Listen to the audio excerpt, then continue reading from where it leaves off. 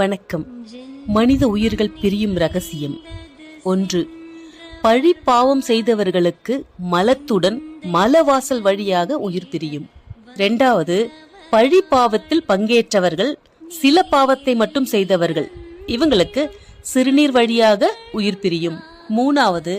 பாவம் அதிகமாகவும் புண்ணியம் குறைவாகவும் செய்தவர்களுக்கு தொப்புள் குழி வழியாக உயிர் பிரியும். 4.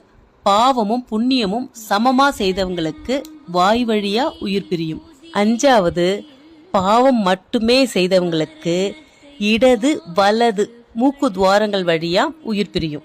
6. சற்று குறைவாக பாவம் செய்தவர்கள் காது துவாரங்களின் வழியாக உயிர் பிரியும். 7.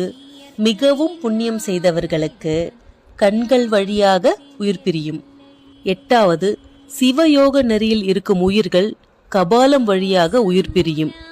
அப்படி பிரியும் உயிர்களுக்கு மீண்டும் பிறவாமல் இருக்கும் மோட்சத்தை பெறுவார்கள்.